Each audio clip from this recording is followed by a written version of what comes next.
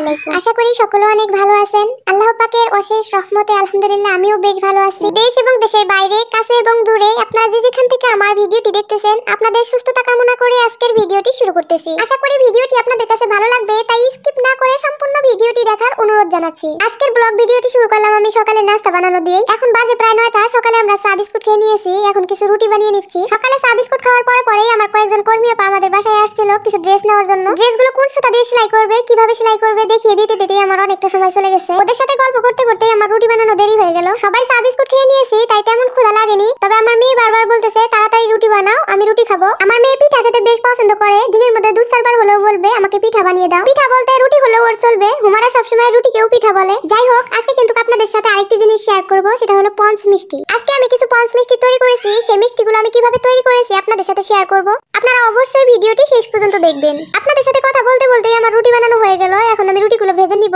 এর আগের ভিডিওতে আপনাদেরকে আমি বলেছিলাম আমি রুটি সবসময় তেলেই ভাজি। এভাবে করে রুটি ভাজলে হুমারার বাবাও পছন্দ করে, হুমারাও বেশ মজা করে খেতে পারে। আমার যে আপুরা আমার ভিডিওগুলি দেখেন, এই বিষয়টি আপনারা অবশ্যই ভালোভাবে জানেন। যে কথাটি না বললেই নয়, আমার যে আপুরা এখন পর্যন্ত আমার ভিডিওটি দেখতেছেন, অবশ্যই ভিডিওটিতে একটি লাইক দিয়ে দিবেন। আপনারা যদি ভিডিওগুলিতে লাইক কমেন্ট করেন, তাহলে আমার ভিডিও বানানোর উৎসাহ আরো বেড়ে যায়। এই তো রুটিগুলো আমার ভাজা হয়ে গেছে, রুটিগুলো আমি ভাজ করে নিয়েছি। তেলে যদি আপনারা রুটি ভাজেন, রুটিগুলো অনেক নরম হয়, খেতেও বেশ মজা হয়। আপনারা দেখেই হয়তো বুঝতেছেন রুটিগুলো কতটা নরম হয়েছে। সকালের নাস্তা শেষ করে কিছু কাপড় ধোয়া ছিল, তাই ধুয়ে নিচ্ছিলাম। সকালে চা খেতে গিয়ে হুমারা ওর বাবার গেঞ্জিতে দেখুন চা ফেলেছিল। সেই চায়ের দাগ এমন ভাবে লেগে গিয়েছে, সেই দাগগুলো আর উঠতেছিল না। এই দাগগুলো এখন আমি উঠাবো, তাই ভাবলাম আপনাদের সাথে একটু শেয়ার করি কিভাবে সাদা কাপড় থেকে চায়ের দাগ উঠানো যায়। এই টিপসটি আমি এখন আপনাদের সাথে শেয়ার করব। আশা করি টিপসটি আপনাদের কাছে ভালো লাগবে। এত কঠিন দাগ এত সহজেই উঠানো যায়, আপনারা দেখলে একটু অবাকই হয়ে যাবেন। এই দাগগুলো উঠানোর জন্য আমি ব্যবহার করব একটি লেবু। একটি লেবু আমি কেটে নিয়েছি। এই লেবুর রসগুলো এখন যেখানে যেখানে দাগ পড়েছে সেখানে আমি দিয়ে দিব। লেবুর রসগুলো দিয়ে কাপড়টি একটু ভালোভাবে ঘষবেন, তাহলেই দেখবেন যত কঠিন দাগই হোক না কেন, সেই দাগগুলো কিন্তু কাপড় থেকে উঠে যাবে। আমার দাগগুলো মোটামুটি উঠে গেছে। যদি একটু থাকে আপনারা একটু সাবান দিয়ে ভালোভাবে ঘষে নেবেন। আমার ঘষা হয়ে গেছে। গেঞ্জিটা এখন ধুয়ে আপনাদেরকে দেখাবো দাগ আছে কিনা।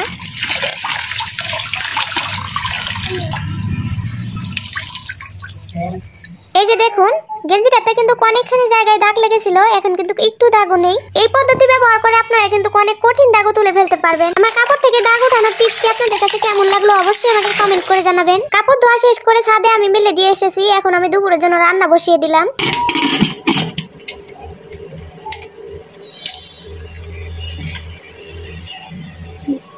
ভাত বসিয়ে দিয়েছি। আজকে দুপুরে আমি করলা ভাজি করব, তাই করলাগুলো কেটে নিচ্ছিলাম। তিতার কারণে অনেকেই করলা ভাজি খেতেই পারে না। কিভাবে করলা ভাজিতে তিতা কমানো যায়, এই টিপসটিও আমি আপনাদের সাথে আজকে শেয়ার করব। আমার মতো করে যদি আপনারা করলা ভাজি করেন, তাহলে করলাতে তিতা অনেকটাই কমে যাবে। ভাজিতে আমি 2টো আলু দিয়ে দিব, তাই এখানে আমি 2টো আলু কেটে নিচ্ছিলাম। আজকে দুপুরে আর আমি কিছু রান্না করব না, শুধু ভাজিটাই করব। কালকের কিছু তরকারি আছে, সেই তরকারিগুলো দিয়ে আর এই ভাজিটুকু দিয়ে আমাদের আজকে খাওয়া হয়ে যাবে। এই যে আলু করলা কেটে নিয়েছি, এখন করলাতে একটু লবণ দিয়ে দিব। এরপর করলাগুলো আমি ভালোভাবে মেখে নিব।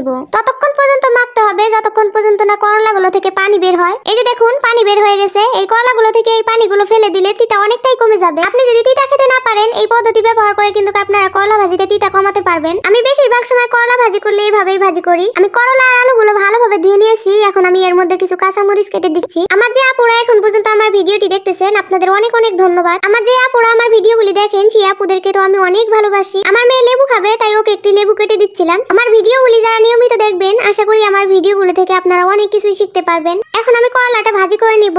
এরপরেই আমি আপনাদের সাথে শেয়ার করব কিভাবে পঞ্চ মিষ্টি তৈরি করা যায়। এই যে আমার করলা ভাজি করা হয়ে গেছে। এই ভাজিটা কিন্তু তিতা হবে না, আপনারা চাইলে এইভাবে ভাজি করে খেয়ে দেখতে পারেন। এখন আমি মিষ্টি তৈরি করার জন্য দুধগুলো গরম করে নিব।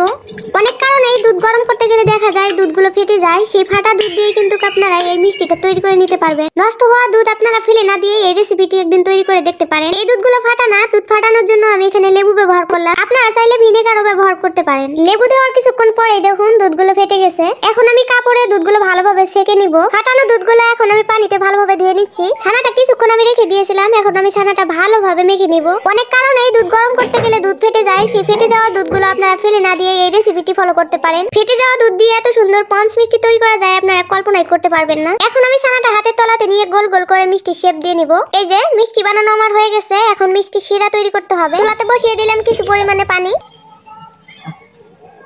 এখন আমি এর মধ্যে দিয়ে দিব স্বাদ মতো চিনি। চিনি দিয়ে ভালোভাবে পানিটাকে ফুটিয়ে নিতে হবে। পানি ফুটানো আমার হয়ে গেছে। এখন মিষ্টিগুলো আমি এর মধ্যে দিয়ে দিচ্ছি। মিষ্টিগুলো আমি ছোট ছোট করে তৈরি করে নিয়েছি। 10 মিনিটের জন্য মিষ্টিগুলো আমি এখন ঢেকে রাখবো। ফিরে আসলাম 10 মিনিট পরে। দেখুন মিষ্টিগুলো এখন কত বড় বড় হয়ে গেছে। আপনারা দেখেছেন আমি মিষ্টিগুলো কত ছোট ছোট বানিয়েছিলাম। এখন কিন্তু শিরাগুলো খেয়ে মিষ্টিগুলো বড় হয়ে গেছে।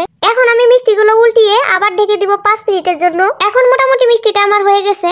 এখন আমি মিষ্টিগুলো নামিয়ে ঠান্ডা হওয়ার জন্য কিছুক্ষণ রেখে দেব। মিষ্টিগুলো ঠান্ডা হওয়ার জন্য রেখে দিয়েছি। আমি তো আপনাদের মিষ্টি বানানো দেখাচ্ছি। আমার মেয়ে কিন্তু দুপুরে এখনো খায়নি। আমার মেয়েকে এখন আমি খাইয়ে নিব। মেয়েকে খাওয়ানোর পর আপনাদের সাথে আমি শেয়ার করব মিষ্টিগুলো কেমন হয়েছে। আমি কিন্তু এর আগে কোনোদিন মিষ্টি বানাইনি, আজকেই প্রথম। আমি বুঝি না আমার মেয়েকে খাওয়াইতে বসলে ও এত পানি খায় কেন। আমি একবার ভাত মুখে দেবো, ও একবার পানি খাবে। সকালে নাস্তা করেছে, এরপর এখনো ভাত খায়নি, অথচ এখনো দেখুন বারবার বলতেছে ও খাবে না। যাই হোক, জোর করে হলেও ওকে কিছু ভাত আমি খাইয়ে নিলাম। হুমারা যেই দেখেছে আমি ভিডিও করতেছি, ও আপনাদেরকে হাই দিচ্ছে। ওকে খাওয়াইতে আমার অনেকক্ষণ সময় চলে যাবে। সবই আমি আপনাদের সাথে শেয়ার করলাম না। এখন আমি আপনাদের সাথে শেয়ার করব মিষ্টিগুলো কেমন হয়েছে।